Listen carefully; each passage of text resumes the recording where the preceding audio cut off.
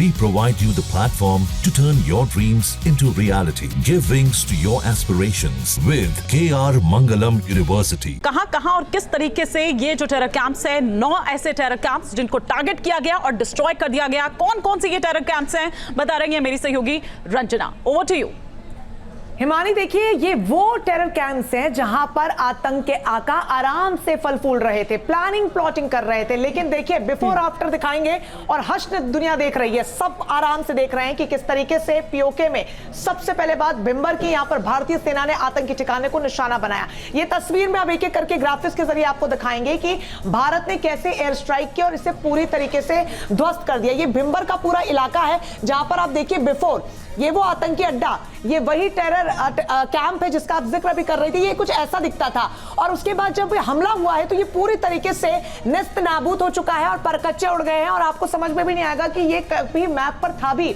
आगे बढ़ेंगे और बात पीओके के कोटली की। कोटली अब्बास में भी आतंकी कैंप की तस्वीर पहले कैसी दिख रही है, ये आप देखिए बिफोर में, आपको नजर आएगा। सैटेलाइट तस्वीरें बहुत ज्यादा क्लियर नहीं होती हैं, लेकिन आप फिर भी चिन्हित कर पाएंगे। लेकिन जैसे ही मिसाइल अटैक होता है, ये भी पूरी तरीके से ध्वस्त हो जाता है और कुछ भी समझ में नहीं आता। आप ये देखिए, अब सब कुछ ब्लैकआउट होता हुआ नजर आ रहा है और ब्लैकआउट तो अब पाकिस्तान को भी स्थिति समझ जानी चाहिए। आगे बढ़ेंगे, पाकिस्तान के अंदर भारत ने सर्जिल सियालकोट में भी आतंकी ठिकाने को पूरी तरीके से तबाह कर दिया। ये एरिया देखिए, अच्छा खासा बड़ा इलाका। हमले से पहले की तस्वीर और बाद की तस्वीर में आप देखेंगे कि कुछ भी नजर नहीं आ रहा है, सबका नामो निशान मिट चुका है। मिसाइल हमले के बाद पूरी तरीके से आप दूर तक देखिए, सिर्फ नीला रंग नजर आ रहा है और कुछ भी नहीं, यानी कि सैटेलाइट तस्वीरों में भी सब कुछ सफा होता हुआ। आगे बढ़ेंगे, पाकिस्तान के अंदर महमूना जोया में भी भारत ने आतंकी ठिकाने को तबाह किया।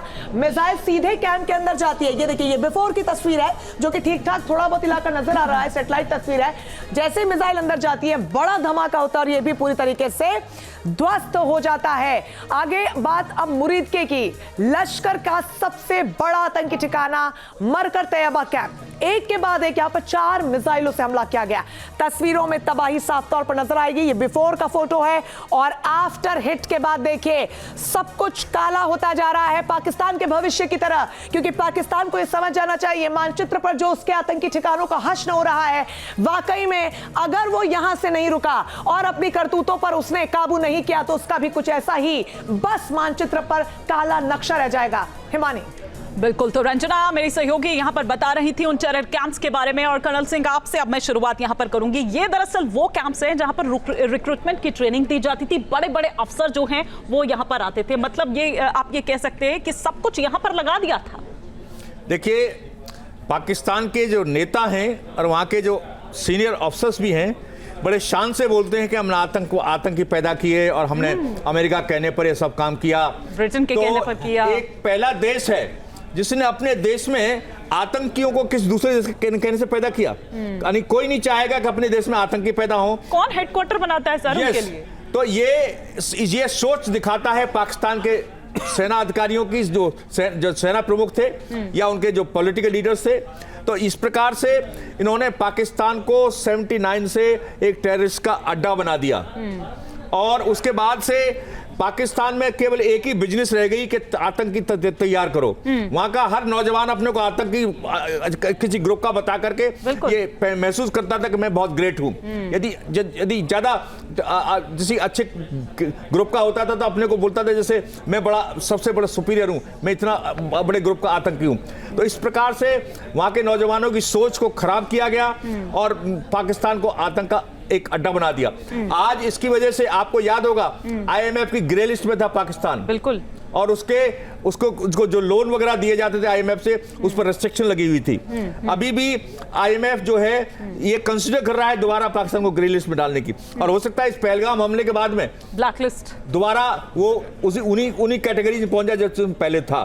तो पाकिस्तान ने इस रास्ते पर चल के केवल अपने देश को बर्बाद किया है और आज वहां की जनता जो है टोटली सिंध अलग होना चाहता है, बिल्कुल, खैबर पख्तूनख्वा अलग होना चाहता है, बलूचिस्तान अलग होना चाहता है। तो पाकिस्तान में केवल एक पंजाब प्रांत बचेगा जिसको पाकिस्तान बोला जाएगा, बाकी सब अलग होना चाहते हैं। और ये केवल उनके जो रूलर्स हैं और उनका असली रूलर जो है पर्दे के पीछे वहां की आर्मी है, तो जिस आर्मी ने पूरे पाकिस्तान को बर्बाद कर दिया। मैं यूनाइटेड नेशन से अपील करूंगा कि पाकिस्तान की आर्मी पर कोई रेस्ट्रिक्शन लगाए और उसको कंट्रोल करे, जिससे पाकिस्तान में रियल डेमोक्रेसी पाकिस्तान में लागू होनी चाहिए, क्योंकि पाकिस्तान में अभी तक रियल डेमोक्रेसी लागू है ही नहीं। वहां के प्रधानमंत्री आर्मी चीफ के इशारों पर काम करते हैं। तो इसलिए मुझे बड़ा दुख है कि हमारे पड़ोस में इस तरह का देश है और उन्हीं के इशारों पर सर ये जो हमला है वो भी इसको अंजाम दिया गया। किस तरह के भड़काऊ, बिल्कुल एक आर्मी चीफ इस तरह की बातें बोल रहा है कि हिंदू मुस्लिम दो अलग राष्ट्र हैं, एक साथ रह नहीं रह सकते। इसीलिए तो मौलाना मुनीर कहा जा रहा है उनको।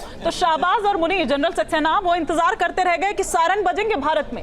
मोदी जी ने दूसरा ही सायरन बजा दिया यहाँ पर इनका, और वो भी उसी राफेल से। नहीं, वो एक्चुअली ये जो जितने भी, मैं यहाँ पे चैनल पे, आपके चैनल पे 2 दिन पहले आया था जी, उस टाइम बात हो रही थी कि कब होगा, क्या होगा। मैंने तब भी बोला था कि जो करने वाले हैं, मतलब हमारी सरकार और हमारी फोर्सेस बिल्कुल सक्षम है, हमें उसकी चिंता नहीं करनी चाहिए, वो करेंगे। लेकिन जैसे पानी रोका, फिर ये सायरन्स, ये जो ड्रिल्स चल रही हैं, ये एक माहौल किया जाता है इकट्ठा। ये उस दिन मैंने एक एग्जाम्पल दिया था, अगर आप बोलें तो दोबारा दे देता हूँ। जी जी जी। कि बारबेक्यू बनाने से पहले ना मैरिनेट किया जाता है, तो हम मैरिनेट कर रहे थे। तो अब क्या है, अब ये जो है, अब हमें एक चीज़ ध्यान रखनी है कि हम ऑपरेशन सिंदूर की बात कर रहे हैं। ऑपरेशन सिंदूर लॉन्च हुआ है और ये चल रहा है और चलेगा। सो वो हमें याद रखना चाहिए कि ये जो हो गया, इसका मतलब ये नहीं है कि आगे कुछ नहीं हो, मतलब ये यहीं खत्म नहीं हो रहा है। आप ये नहीं, देखिए कुछ ना कुछ रिएक्शन तो आएगा।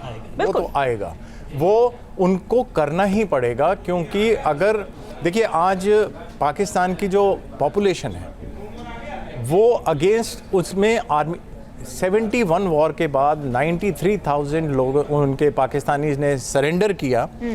फिर भी पाकिस्तानी आर्मी अपने देश में एक अल्टीमेट ऑर्गेनाइजेशन इंस्टीट्यूशन था, लोग उसकी तरफ बड़ी इज्जत से देखते थे। लेकिन पिछले 4-5 साल से इनकी जो है जो रिस्पेक्ट है वो गिरती जा रही है।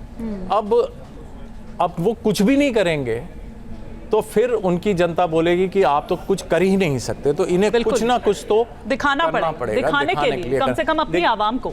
लेकिन उनके पास हमने जैसे टारगेटिंग की है, हमने टेररिस्ट को टारगेट किया है, टेररिस्ट इंफ्रास्ट्रक्चर को टारगेट किया है, हेडक्वार्टर को किया है, ट्रेनिंग कैंप्स को किया है, लॉन्च पैड्स को। तो सर हमारे यहाँ तो कोई ऐसे आतंकी कैंप नहीं है, हम तो नहीं आतंकियों को पालते पोसते, तो फिर हमारे यहाँ पर ठिकाने वही होंगे, सैन्य ठिकाने। वो क्या ठिकाने लेंगे, सैन्य ठिकाने लेंगे, क्या लेंगे। बट अगर आप अभी तक का ट्रेंड देखें तो जितनी भी हैवी आर्टी शेलिंग वगैरह हो रही है जी, वो लाइन ऑफ कंट्रोल, और जिसको वो वर्किंग लाइन ऑफ कंट्रोल पे हो रही है। अगर आर्टी शेलिंग वगैरह आप पंजाब और राजस्थान इस एरिया में नहीं हो रही है। हाँ, पहले बात कर रहे थे हम लोग इसके ऊपर, मैं सिर्फ जो हमारी प्रेस रिलीज निकला जो रात को दिया, जी, अगर टाइम है मैं तो बिल्कुल सर उस पर आऊंगी। एक बार तिवारी सर भी कुछ रिएक्ट करना चाह रहे थे, और सर वो ख्वाजा आसिफ जो बड़ी बड़ी बातें कर रहे थे और पता नहीं क्या क्या, कोई उनके जो रेल मंत्री हैं वो परमाणु बम की धमकी दे रहे थे, अब ये कह रहे हैं कि अगर भारत रुक जाता है तो हम भी रुक जाएंगे।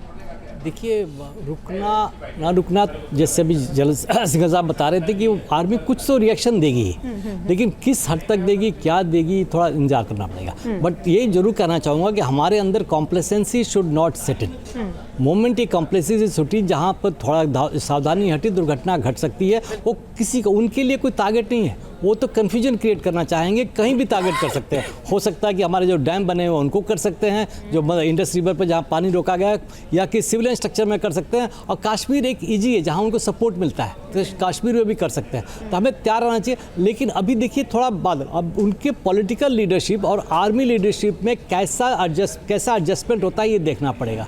अब कितना दबाव पॉलिटिकल लीडरशिप उनकी आर्मी पर जा सकती है, और आर्मी की जो इनका नमूना जो है वो डरेगा कि नहीं डरेगा, ये सोचने की बात है। इसको डर तभी होगा जब आर्मी के अंदर बगावत होगी। अब मैं उम्मीद करता हूँ कि बगावत जल्दी होगी, बिकॉज लोअर एचेलॉन में उनके पास बलूच और खैबर पख्तूनख्वा के बहुत ज़्यादा लोग हैं ऑलरेडी। इंडियन एयरफोर्स के चीफ ने तो ऑलरेडी, सॉरी, पाकिस्तान एयरफोर्स के चीफ ने तो ऑलरेडी इसके आगे स्टेटमेंट भी दे दिया है। बिल्कुल। अगर अंदर स्ट्राइक करना है तो एयरफोर्स को यूज करना पड़ेगा। वो मेरे ख्याल से एयरक्राफ्ट एयरबोर्न नहीं होंगे, बिकॉज इनके पास जो एयरक्राफ्ट है वो चाइनीज मेक के हैं, उनकी सर्विसिबिलिटी स्टेट बहुत खराब है, स्पेयर पार्ट्स भी नहीं है। न्यूज नेशन अब व्हाट्सएप पर खबरों के ताजा अपडेट के लिए न्यूज नेशन के इस QR कोड को स्कैन करें।